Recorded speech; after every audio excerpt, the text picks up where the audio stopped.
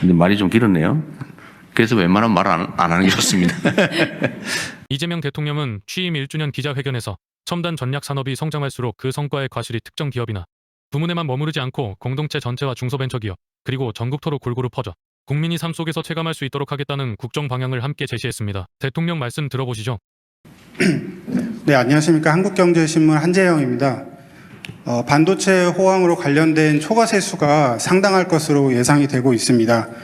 여러 군데에서 이제 제안들이 나오고 있습니다. 국민배당금이라든지 또 국부펀드 투입 같은 아이디어들이 제시가 되고 있습니다. 일각에서는 국가채무 상환하는데 초과 세수를 우선적으로 활용해야 한다는 의견도 있습니다.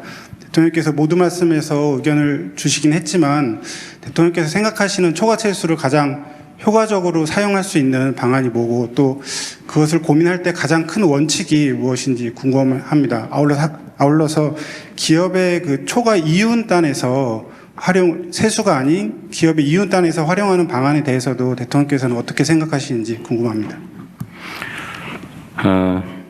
분명하게 좀 구분해야 될 게 우리 한재영 기자께서 말씀해 주신 것처럼 초과 세수의 활용 방안과 초과 이윤의 활용 방안은 완전히 다릅니다. 근데 이걸 잠깐 뒤섞어 쓰는 바람에 좀 혼란이 있었지만 잘 정리해 주셔서 고맙습니다. 우선 좀 쉬운 의제로 초과 세수를 어떻게 활용할 것이냐에 대해서는 논쟁이 많이 있을 수 있습니다. 말씀하신 것처럼 빚을 갚자 또는 뭐 펀드를 조성해서 어떻게 쓰자 뭐 등등이 있을 수 있습니다. 저희도 나름 많은 고심을 하고 있습니다. 그냥 일반적인 세수로 취급해서 그냥 재정 지출을 하는 방법도 있죠. 통상적인 방법이죠. 과거가 그랬죠. 부채의 예를 들면 증가와 관계없이 많이 들어오면 많이 쓰고 적게 들어오면 적게 쓰고 이거는 재정의 역할을 포기한 행태죠. 바보 같은 짓이다 가장. 형편이 좋을 때는 형편이 나쁠 때를 고려해야 되고 형편이 나쁠 때는 형편이 좋아질 때를 생각하고 하는 게 그게 정책이죠. 그냥 들어오는 대로 다 쓰는 그런 건 정책이 아니라 바보짓이다. 그렇게 하는 경우도 있습니다. 그런데 그래서 일반 세수 취급을 해서 재정 지출로 소진하는 것은 하나의 방법이긴 한데 그건 일단 배제해야 될 것 같고요. 두 번째는 좀 쉬운 방법이 이제 국채 비율을 줄이는 거죠.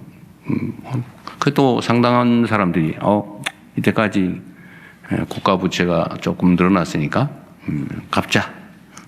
빚이 없는 게 최고다 이런 생각을 하는 사람들이 있습니다. 근데 빚이 없는 게 절대 진리는 아닙니다. 그게 또 바보 같은 짓 중에 하나인데 현재의 1조 원의 가치와 10년 후에 1조 원의 가치가 비교할 수 있지 않습니까? 그럴 때 현재 1조 원의 가치가 높다면 어떻게 돼요? 뭐 지금은 써야지. 근데 미래의 가치가 훨씬 높다. 그럼 갚아야죠. 나중에 써야죠. 근데 지금은 여러분들 생각하시는 것처럼 또 알고 계신 것처럼 국가의 잠재 성장률이 연간 0.2% 선에서 계속 떨어지고 있어요. 그래서 5년마다 국가의 잠재 성장률이 1%씩 떨어지고 있습니다. 통계가 그래요. 정권이 한번 지나면 잠재 성장률이 1%씩 떨어져 있어요. 지금도 1.5% 이하로 떨어질 걸로 이미 다 계산이 나와 있어요. 그건 뭐 누가 잘못해서가 아니라 그냥 현재 국가 상태가 그래요. 인구도 줄고 예를 들면 노동 생산성도 그렇고 다 숫자상으로 계산이 나와 있죠. 그래서 이 잠재 성장률을 높이는 게 정말로 중요한 과제입니다. 빚을 갚으면 그게 올라가냐? 그건 아니죠. 그래서 세 번째가 이제 잠재 성장률 등의 미래에 투자하는 것입니다. 왜냐하면 언젠가는 또 이건 초과세수이기 때문에 예상을 벗어나는 진폭을 벗어나는 초과세수라서 그건 또 없어질 수도 있고 이런 상승도 있지만 하락도 있거든요. 진폭이 있지 않습니까? 그래서 초과세수는 저희 생각으로는 가장 중점적으로는 미래 세대를 위한 또 대한민국의 성장 잠재력을 키우는 방향에 투자를 해야 되겠다. 그렇게 생각하고 있습니다. 그럼 구체적으로 어디다 투자할 거냐? 예를 들면 뭐 반도체와 같은 새로운 성장 동력을 발굴하는 거죠. 발굴하고 투자해서 만들어내는 겁니다. 민간이 할 수 없는, 그러나 꼭 할 수 있고 또 해야 되는 영역에 대대적인 투자를 할 수 있죠.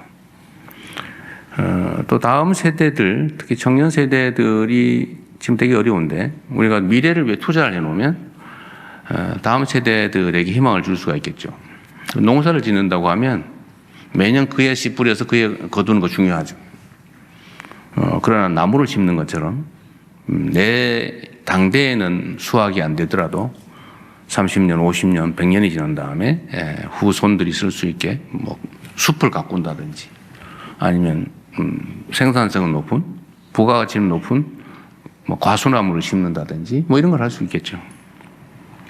지금은 미래를 위한 투자를 할 때가 아닌가. 그래서 거기에 그쪽 방향으로 집중하고 있다는 말씀을 드립니다. 잠재 성장률 회복에 장기 투자하는 방향으로 중심을 잡고 있다 이렇게 이해해 주면 되겠고요. 초과이윤 부분은 매우 논쟁적인데요. 이번에 아마 여러분들 삼성전자의 영업이익률 배당을 둘러싼 노사 갈등에 대해서 관심이 많으셨을 거예요. 일단은 잘 수습되긴 했는데 이게 이제 우리 사회에 완전히 새로운 화두를 던졌습니다. 사실 우리 기성, 뭐 저도 노동운동에 관심이 많은 사람이고 또 노동자 출신이기도 하고 우리나라 산업 경제 체제를 어떻게 꾸려가야 될지 이제 국가적 결단에 책임을 지는 사람이 됐는데도 그 문제는 정말로 어려운 문제죠. 그런데 우리가 상상했던 것은 회사에 이익이 많이 남으니까 월급 올려달라 그래야지 15%, 20% 올리자 뭐 이런 걸 했는데 영업이익을 나눠 갖자. 우리는 상상을 못했죠. 아주 발랄하지 않습니까? 그런데 이게 잘못된 건 또 아니에요. 이게 새로운 상황이 온 겁니다. 새로운 상황이 도래했어요. 과거에 우리가 기업의 영업이익률은 10% 넘으면 엄청나게 잘 되는 기업이었는데 영업이익률이 50% 넘는 거 다른 나라 보고도 우리가 놀랐는데 영업이익률이 75%를 넘어가고 있어요. 파는 게 다 남는 거예요, 거의 다. 옛날에 전혀 상상조차 할 수 없었던 그런 상황이 도래한 거죠. 어떻게 대응할 것이냐. 그럼 그게 전부 다 개별 기업 것만이냐에 대한 논쟁도 있는 거죠. 노동자들의 기여도 있을 것이고, 뭐 그 회사 투자자들의 목도 있을 것이고, 또 예를 들면 R&D에 대대적으로 투자한 국가의 목도 있을 것이고, 또 어려운 시기에 엄청나게 감세를 해준, 지원을 해준 보조금을 지원한 우리 국민들도 있지 않습니까? 그게 사실은 국민들이 내신 거죠. 세금으로 지원해 준 거, 세금 깎아준 거 이런 거. 그런 것만 해도 수십조 이러잖아요. 이걸 대체 어떻게 할 거냐. 근데 문제는 저도 그 점 때문에 참 고민을 많이 했습니다. 이게 과연 타당한 주장인가? 이게 과연 노동쟁의의 대상이 되는 사안이냐? 이게 소위 경영권에 해당되는 거 아닌가? 노동쟁의 대상이라고 보지 않을 수 있지 않을까? 뭐 이런 고민도 많이 했는데 결론은 못 냈어요. 우리가 앞으로 가야 될, 아마 앞으로 도래하게 될 새로운 사회는 이런 논쟁이 엄청 많아질 겁니다. 그래서 과거에 인공지능세, 로봇세를 도입해서 그걸로 뭐 첫째는 복지를 향상하자는 전통적 주장도 있고 두 번째는 그걸로 유효 수요를 창출하지 않으면 수요가 사라져서 자본주의의 선순환이 불가능해진다. 그러니까 이거를 일정 부분은 우리 국가 공동체가 걷어서 소비 수요를 유지를 하도록 소비자에게 지원해 줘야 된다. 우리 실리콘밸리에서 주장하는 기본소득론이었죠. 근데 그게 이제 현실이 돼가고 있는 거예요. 문제는 우리나라만 먼저 이런 걸 하면 어떻게 되겠어요? 기업들이 다 탈출하는 상황이 발생할 수도 있죠. 해외의 유력한 첨단 기업들이 국내 투자를 꺼리게 되겠죠. 한국에 가면 영업이익률이 높으면 그중에 일부를 떼어서 하라는 사회적 압력이 있어 라고 하게 되면 그런 부담 있는 나라에 투자하는 게 좀 망설여지지 않겠어요? 우리 국내 기업들도 마찬가지죠. 이게 어쩌면 법인세를 올리는 거 비슷하잖아요. 아주 또 불안정하게. 이 법인세 같은 경우는 예정이 돼 있어요. 합리적으로 예측할 수 있죠. 그런데 몇 퍼센트를 나눠 갖자고 싸움을 해서 그때 결정을 해야 돼? 라고 하는 건 매우 불안정하죠. 예측하기 어렵다. 그래서 이게 국가 산업 정책에도 매우 심각한 영향을 미칠 수 있는 의제예요. 우리나라 안에서만 논쟁해서 끝낼 일이 아닙니다. 해결될 수 없어요. 전 세계적인 공통 의제가 곧 돼 가겠죠. 그럼 그 이전 단계에서는 우리가 이 초과 이윤의 처리 문제에 대해서는 논쟁 자체가 매우 신중해야 된다. 논의는 할 수 있겠죠. 그러나 그게 자칫 잘못하면 지금 겨우 이제 일어서는 중인데 새싹이 자라나고 있는 중인데 그 새싹을 밟는 상황이 발생할 수도 있습니다. 그래서 매우 신중하게 접근하되 모른 척 할 수는 또 없다. 그러나 이건 국내에 제한되는 논의가 아니라 전 세계의 국제 무역 질서까지 영향을 크게 미치기 때문에 국제적 단위의 논의가 좀 필요하지 않을까 그런 생각이 듭니다. 매우 어려운 주제인데 피할 수는 없는 또 현실이기도 합니다.